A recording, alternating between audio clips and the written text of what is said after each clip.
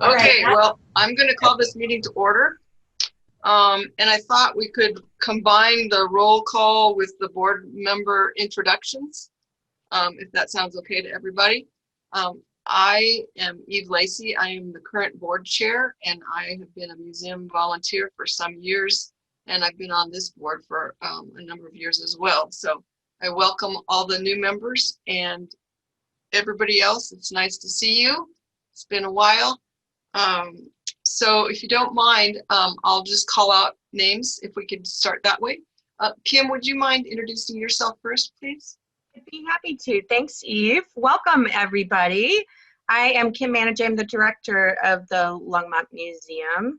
And we haven't met in a long time, so it's so nice to see you all. Hi. Great.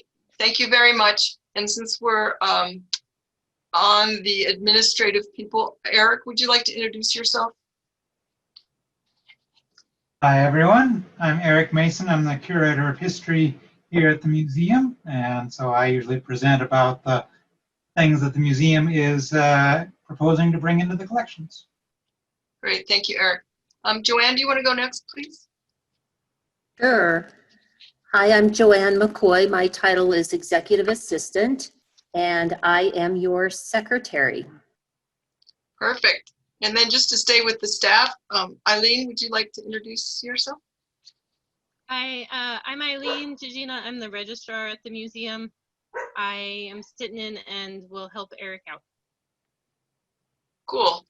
And then, I don't know, in no particular order, Dale, would you like to introduce yourself, please? Sure. I'm Dale Bernard. I've been on the board for 2-3 years. I don't know, but I've been a volunteer at the museum for a long time, and it's dear and near to my heart. So it's great to see you all after so long. Great. Thank you, Dale. Bryden, would you like to introduce yourself, please? Hi, my name is Bryden Cook. I've been on the board since, I believe, 2016. That's it? It's been a long couple of years. I know. All right. Chris, would you like to introduce yourself, please? Looks like you're in a car. I am in a car. So this is Chris Bernard. We're driving from Little Rock, Arkansas to Amarillo, Texas on our way home. I've been on the board, I think, a little over a year. I can't remember. Time goes by. Prior to that, I was on the Art and Public Places Commission for about 10 years. Great. Thank you very much. Ria? Ria, would you unmute yourself? Yeah, great. Thanks. Hi, Ria Moriarty. I've been on the board for about a year. Great. Well, thank you. Thank you. Then we have 2 new members with us today. Megan, would you like to start? Oh, sorry. That's okay. I'm Megan Arnold. I'm new. As mentioned, I'm excited to be here and be part of the Museum Advisory Board. This is Mia. She's 3 weeks old. Oh my God. So we're going to be feeding and diaper changing every so often, but it's great to meet you all. Oh, great. Thank you so much. And Thomas, last but not least. Oh, you need to unmute yourself. Oh, you're right. I did. There you go. Yeah, I'm Tom Kurtz. I'm a new appointee to the board. I've been in Longmont a little over 4 years. And I'm looking forward to working with all of you. Great. Well, thank you so much for joining us. And then I guess Susie Hidalgo Faring, our city council liaison, she's either going to be late or not with us today. Is that true? That's what I heard earlier. That's correct. She had a conflict today. Okay. So she might pop in at the end of our meeting. We don't know. Okay. Well, that's great. And thank you very much. And now I guess we'll get on with the start of everything. Everybody has a board packet, I'm assuming, to look at. And so the next thing I think on the list is for an election of officers. And I guess my question is, the nominations are now in order for the office of chairman. Do we have any nominations for chairman? I would like, Dale, I would like to nominate Eve Lacey as chair of the board. Thank you. Are there any other nominations? Okay, Eve Lacey has been nominated. So what we'll do now is vote. So all in favor of electing Eve Lacey as the chairman, please say aye and wave your hand. Can we maybe get a second on that nomination first? I second. This is Chris. I second. Depending on which Robert's rules you read, you don't have to have a second. But we can just We'll be doubly set, right? Yes, good to go. Like there's such a big competition for this particular position. Okay, all in favor of electing Eve Lacey as chairman, please say aye and wave your hand. Aye. Aye. Aye. Aye. Okay, are there any opposed? Chris, you have to put your hand down unless you're opposed.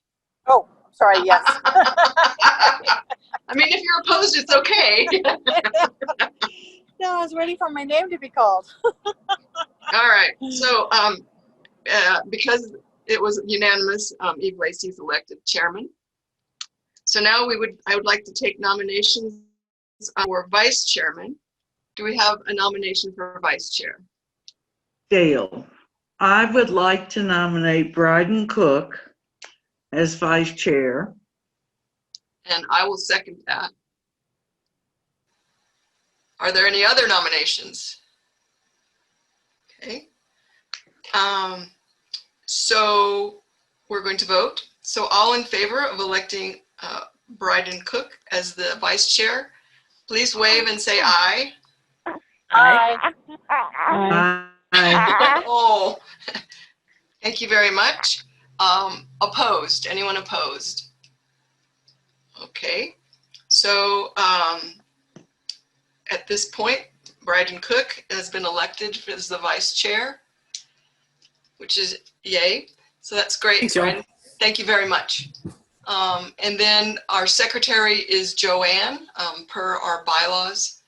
She is the staff member who's the secretary. So thank you very much, Joanne, for doing that. If she's ever gone, we have to find someone else to take the minutes. So got to be as nice as possible to Joanne. Okay, do we have any public to be heard? I'm not aware of that. Joanne, have you heard anything about any public? Hang on, let me check my email quick like and just make sure that no one emailed in.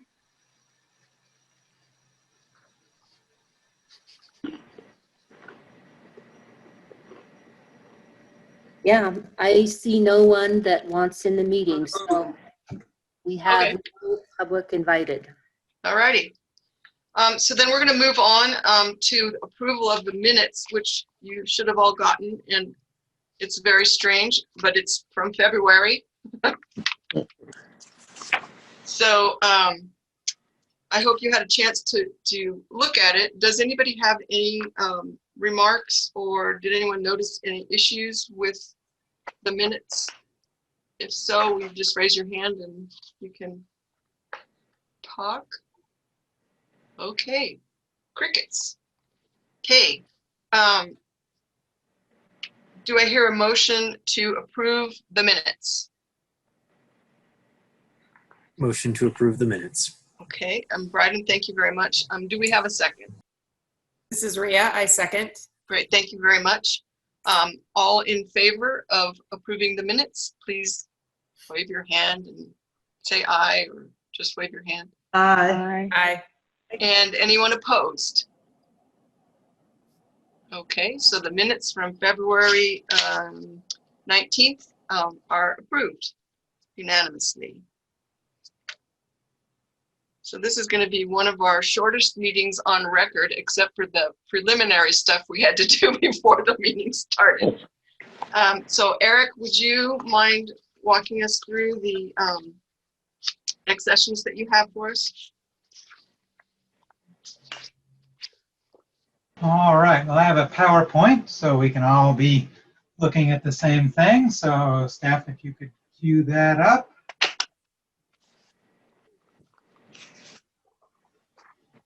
We're getting it up, guys.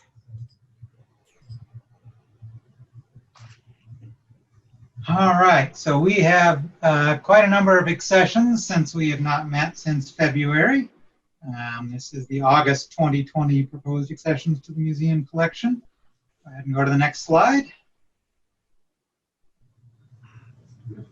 So the first item on the list is nameplates from the old city council chambers. So I don't know if all the board is aware that city council chambers underwent a major remodeling over the past few months, and we wanted to preserve a little bit from that. So decided these were pretty easy to store and kind of represented a little bit about what the old city council chambers looked like.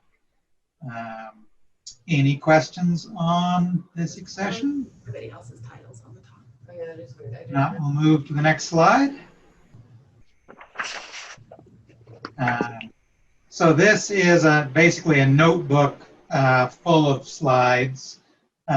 These were found after Channel 8 moved out of the Carnegie building. So we're guessing they probably were created by the Longmont Cable Trust in its early years. They're from about 1983. And what's nice about them is they do have a lot of different, like every church in town, all of the schools in town at that point in the 80s. So nice kind of snapshot of what Longmont looked like at that point. Any questions about this accession? Hearing none, we'll move on to the next slide. So this is annual report for the city of Longmont, 1966. Was produced by the city itself. They didn't do an annual report every year, but in the 60s they did this one. It kind of documents a point when Longmont was really beginning quite rapid growth. And it has a number of photographs as well as descriptions of the services that the city provided at that time. Any questions on this accession? Eric, I had one question. How long is this? I mean, how many pages or how long is the report? It is, I believe, you can see it's like an 11 by 17 report. So I think it's an 8-page document. Okay, I just wondered if it, how long it was. So yeah, it's not super detailed, just kind of the highlights. Any other questions? Not? I have the next slide. So these are photographs of a fire at the Greenit Turf Products plant, 2389 Highway 66. It was taken by the donor who owned the farm right next to that turf products plant. So one of the nice things about photographs that were taken by the donor is, as part of the donation, then we would also acquire the copyright to the photographs. So it's an added bonus to that. And they show both the fire and then the aftermath, the destruction of the plant. Any questions on this accession?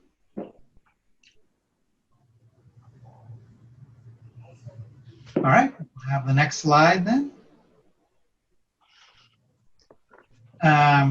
So these are some items that basically came from Anne Matlack, who was a local historian in Longmont. Her father was a doctor. well-known local family. So one of them is a photograph of her. We didn't really have too many photographs of Anne, so wanted to add that to the museum's collection. Another is an early edition of A Lady's Life in the Rocky Mountains by Isabella Bird. And the third is a small, it's a little hard to tell in the photo, but it's a thin hardback book called Hygiene, Portrait of Small Town. Got a lot of color photographs inside of it. And we have one copy that we've been using for reference, but for small run, kind of rare local history books like this, I'm trying to now add a copy that goes into our collection just so that we have one copy that's really not being handled and damaged by the public. So that's why those three things are in this succession. Any questions on this succession? All right, we'll move to the next slide, or that may be the last one. No, we've got one more. So this is kind of an unusual one. This is one that someone in another state found at a yard sale, kept for a long time, and we've actually been getting quite a lot of these, quarantine cleaning inquiries. People are finding things and contacting us. So this is a photograph, no information on the back. The only thing we have is the envelope that it was in, which said it was from 815 Main Street, and it's postmarked December 23, 1914. So we don't know who they are. We do know that more than likely it came from Longmont, and this is a Longmont family. Interestingly enough, 815 Main Street doesn't actually appear in the 1916 city directory, which is the closest one that we have. So weren't able to really trace it down anymore from that. But we haven't done a huge amount of research. Thought we would, bring it to the board, see what your thoughts were on it, and if it's worth bringing in and then doing additional research, see if we can find out anything more about this. Those are the days when you just had the town and the state where you lived. Yep. So yeah, just sent it to Mrs. F.B. Connor, Horse Creek, Wyoming, and it got there. Oh, it's crazy.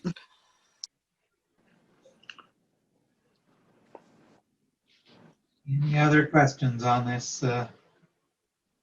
this succession? All right, if not, I believe that's the last one. We'll double check. I forget one. Oh, yes. There's one more. One more. All right. Sorry, I don't have the paper in front of me.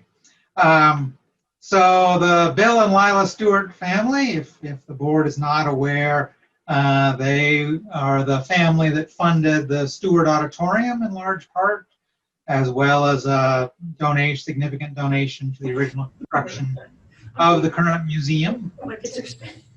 And when Lila Stewart passed away a few years ago, the contents of her house were basically available for family members to take. And once the family had kind of gone through things, they said, well, these are things that we do not want. And so they offered them to the museum. So we have basically Bill and Lila's what appear to be probably wedding photos. We have a photograph of Lila in kind of an old-time costume. There are two others of them, one at the Stanley Hotel and one that was at a wedding anniversary. It's a little hard to see. It's the one on the far right. It is signed by a lot of their friends on the mat. And then one other of just Lila by herself, a color photo, and then one of their daughter, large color photograph of their daughter, who passed away some years before either Bill or Lila did.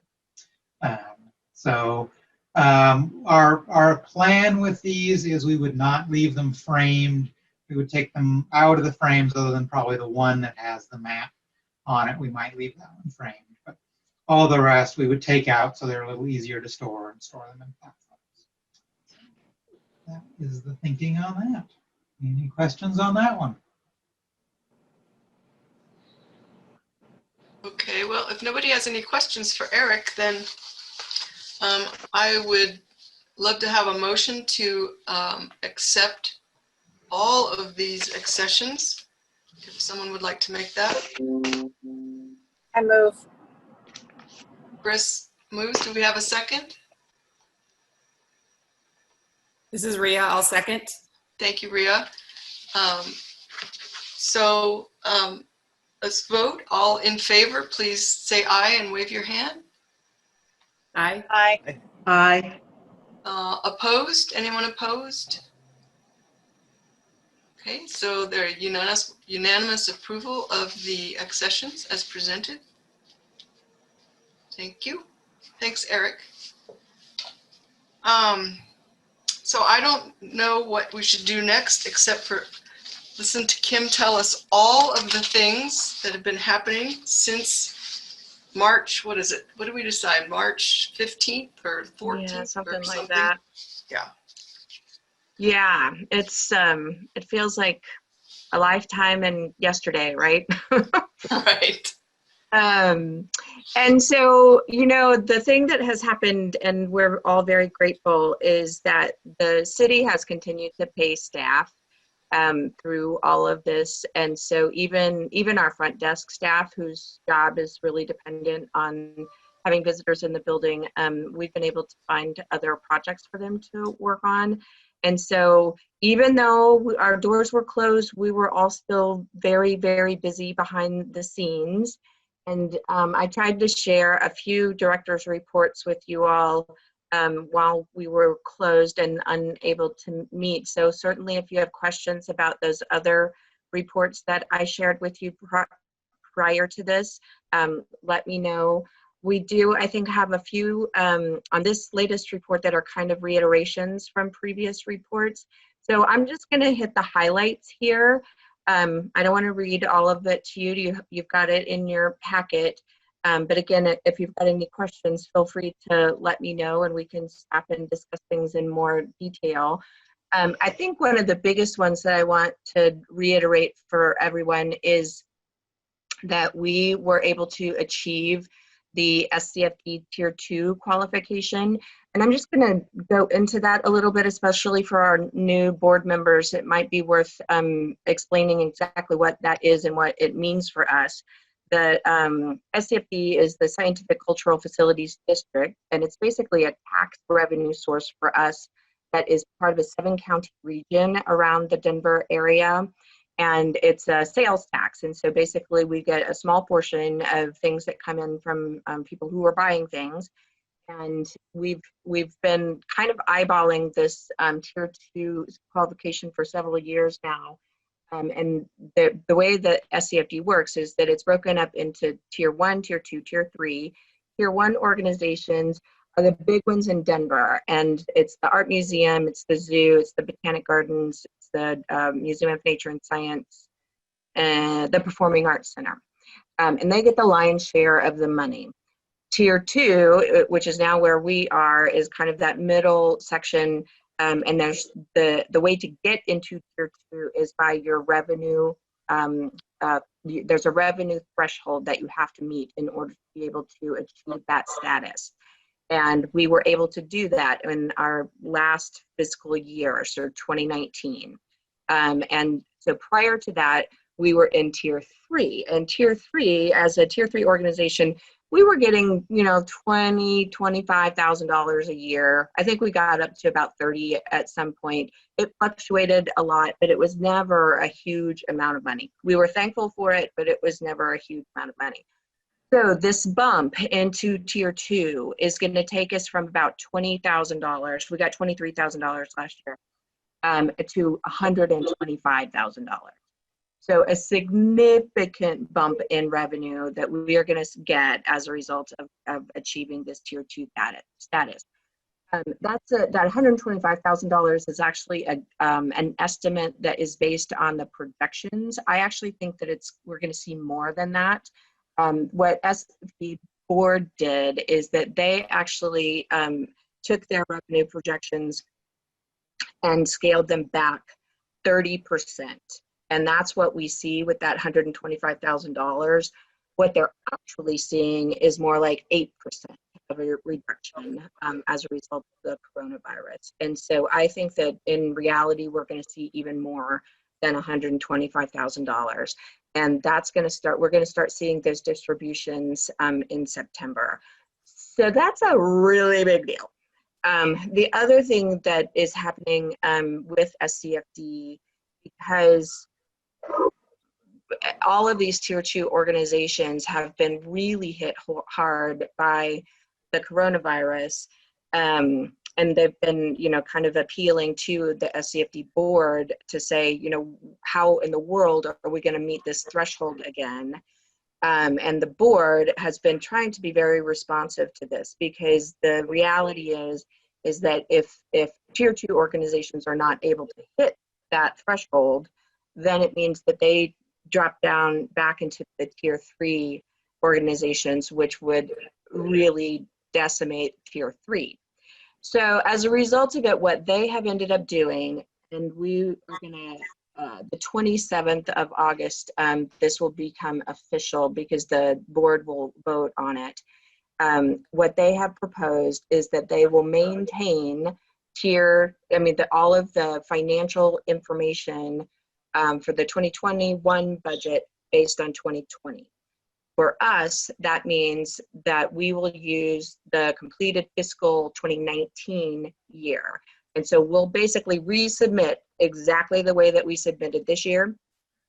And the threshold will also be frozen to what it was this year. And so that means we're safe for next year. We've already done it. We've already met the threshold. And so we've automatically now met the threshold for next year. They're going to revisit this, and things may change further into the future.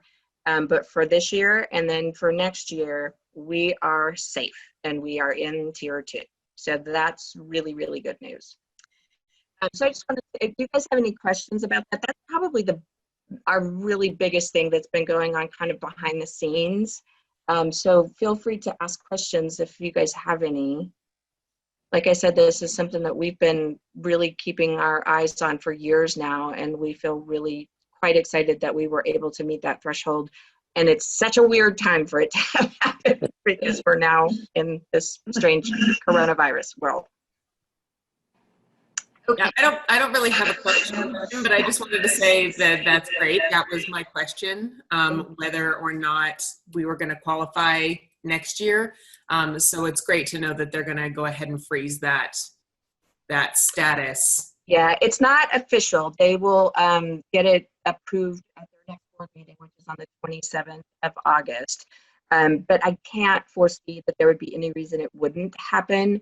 They have gone to lengths to basically vet this through all the legal channels that they need to make sure, because the challenge with this is that they need to make sure that they're being equitable, because there have been some organizations that have been able to stay open. There have been some organizations who had some sense of normalcy. We, for instance, have been able to have all of our employees paid, and that's not true for a lot of people. And so they wanted to approach this in a way that would be the most equitable, because there's a fear that people would sue as a result of it. And so I think that this really was the solution that ended up being the best for everybody. And of course, it's, phew, for us, we feel like we really dodged a bullet there. Okay, Yeah, congratulations. Thank you. Yeah, it's a big deal. So other things I think that are on the list that I'll highlight is that we officially reopened on July the 7th. I don't know if anybody has had a chance to be at the museum to be open. We do have a lot of things in place to make sure that people are safe, and extra cleaning protocols and mask wearing and that sort of thing. We have tons of signs, and we kind of hate it, but in order to be able to make sure that we're communicating well with folks, There's a lot of signage to draw people into the museum in the appropriate ways. We have limits on the number of people who can be in the museum. I'll let you guys know we're not seeing tons of people come in at this point, but we're also not terribly upset by that. The reality is that any money that we can make at this point is gravy for us, because like I said, we're already paying people, and so we're not losing money by being open. And so we're feeling very glad that we're able to serve the people that we are being able to serve. We also had a great summer camp program this year, which basically was all online. And so we were able to bring in a little bit of revenue that way as well. If you jump down, if you're following the report under education, we served 150 individual campers, and some of those were enrolled in multiple camps. We also, through our Dodge Family Fund, were able to support scholarships for some of those campers. Well, let's see, what else do I want to draw out here? Yeah. Just a quick question. Sure, Eve. How does that 150 campers compare to previous seasons? Do you know? You know, I don't know off the top of my head. I've asked Anne to put a report together so that I can look at those numbers better. We saw a drastic decrease. I mean, there are a lot of kids and parents that, you know, by the time our summer camp started, there was a lot of online fatigue. You know, schools had already shut down.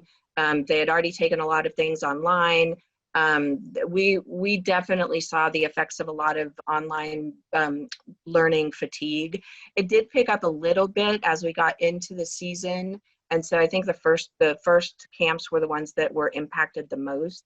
And then of course, a lot of families were just not interested in doing online things. It was summer, they wanted their kids to get out of the house. They were, you know, so we did definitely see an impact, but I don't know those numbers specifically. I can certainly try to get them in a report for the next board meeting that we have. I was just curious. That it doesn't matter that much. I just was curious how many. Yeah. How big of a reduction where there was. Yeah, we can look at that. Let's see, what else? I think another thing, and we've talked about this various times, but Eric has finished up his book. And so he's putting the finishing touches on the Longmont, the first 150 years. We should see, Eric, remind me, I think that the shipments are going to be coming in November. Is that right? It's November, yeah. So we're super, super excited about that. The Longmont 150 exhibit is going to be launched next summer. And so this is going to be part of that kind of package of things that we're going to be doing to celebrate Longmont's 150th anniversary. It's a beautiful, beautiful book. And so we're very, very proud of it. And I think that it's going to be, you know, we basically started this conversation 2 years now or something like that ago, based on some feedback that we got from the local bookstore that basically nothing like this existed. And so we've been able to fill a gap and have an expert really pull all of this together. And we're very, very proud of the book that Eric's written, and we'll have it on our shelves soon. So thank you, Eric. That's very cool. Let's we do have tons of fall programming that we're working on, and a lot of it is detailed there. Like I said, I'm not going to read all of this, but what I really want to say is that our staff has been remarkably creative and resourceful and talented, and the programs that they've pulled together for the fall and for the summer, I think are something to be really proud of. We are taking most of our fall program online.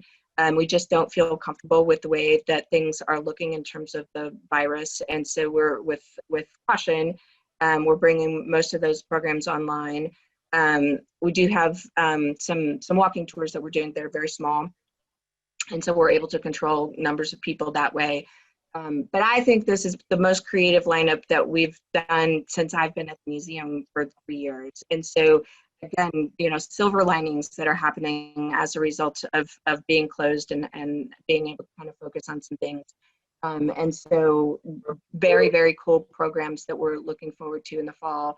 So we've got our newsletter that's going to be coming out soon that'll, you know, beautifully illustrate all of this. But the kind of list of things are there in your director's report. And then some other things to highlight is that we are going to be doing the Day of the Dead as an online virtual experience this year, but it's going to be really quite amazing. I mean, basically what we are creating is this resource for all things Day of the Dead. And so we're going to populate it slowly over time with workshops and creative things, and then also have these performances that will live stream. And so I really feel strongly that despite the fact that we're not going to be able to meet in person, this is still really going to be an amazing online festival. And it's going to be a resource that people can use, a cultural resource that people will be able to use.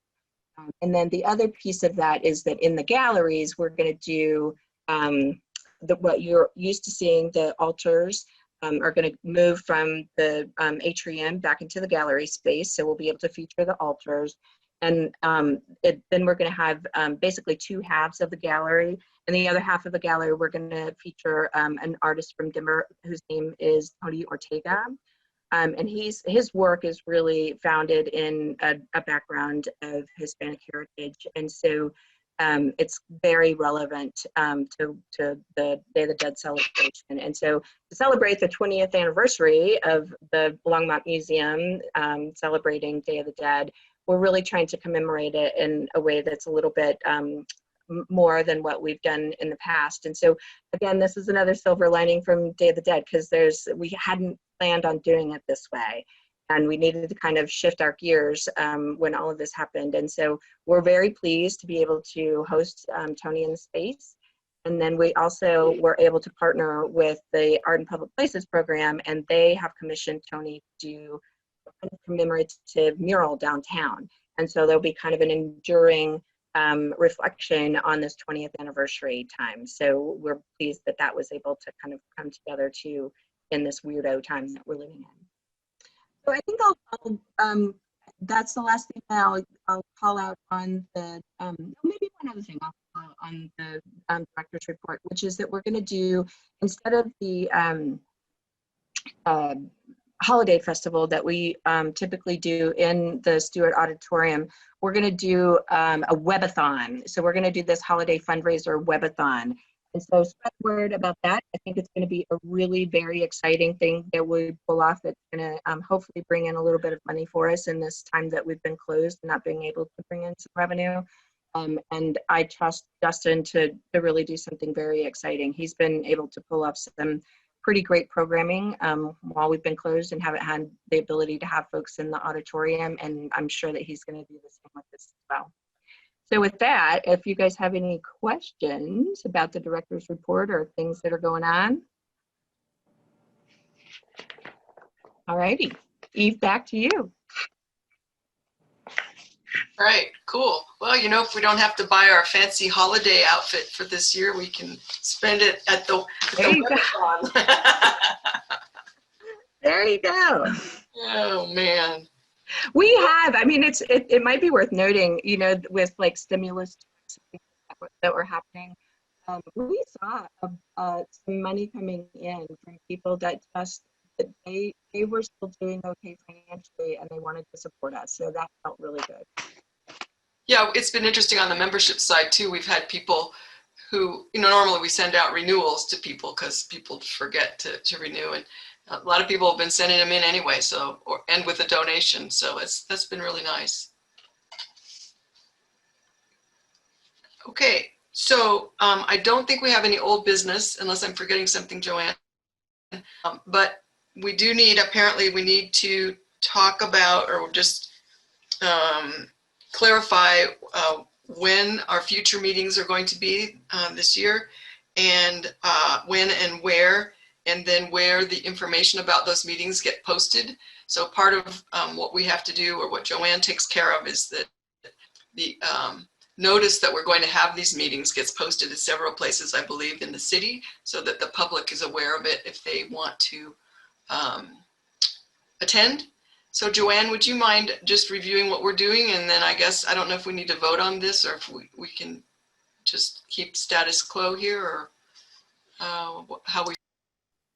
Sure. Well, if you'd like to keep your status quo, we entertain the motion to continue to have meetings on the third Wednesday of each month at the museum at 4:30. Posting places are at the museum itself, at the Civic Center Mall on their posting board, and of course we post it online. So I think that's pretty much it. Time, place, and posting locations. Dale, I so move that we continue to have our meetings at 4:30 on whichever Wednesday you said, Joanne. This is Chris. I second. At the museum.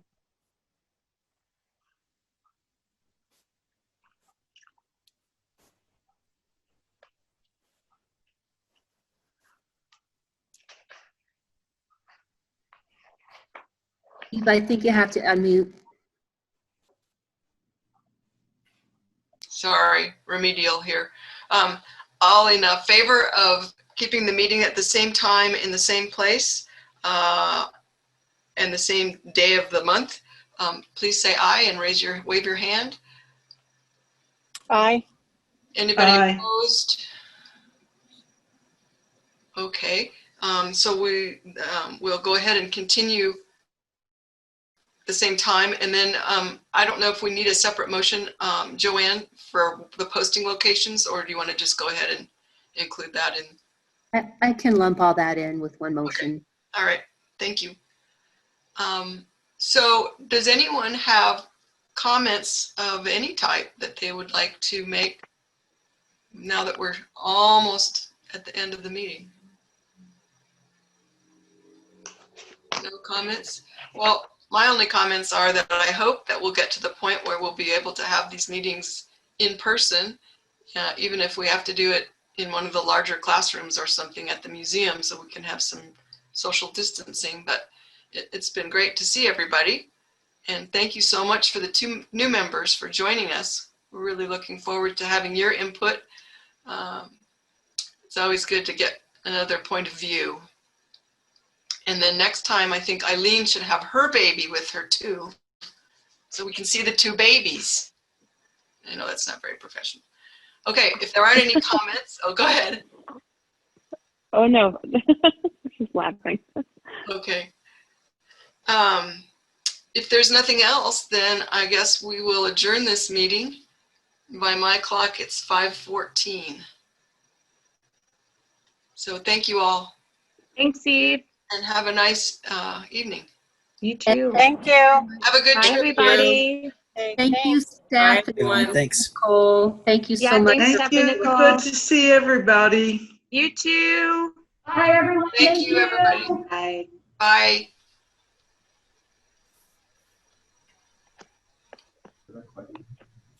I usually wait till they call exit. You guys are awesome. Thanks again. Oh, you're welcome, Joanne. I really appreciate your time and effort doing this. So No worries. Are you guys going to meet next month? Will you just let me know so I can get it on the calendar? yeah, I don't know. I anticipate we will. Okay. Okay. Thanks, Joanne. Okay, Bye-bye. thank you guys. Thank you very much. You're welcome. Bye-bye. Thanks. Bye-bye.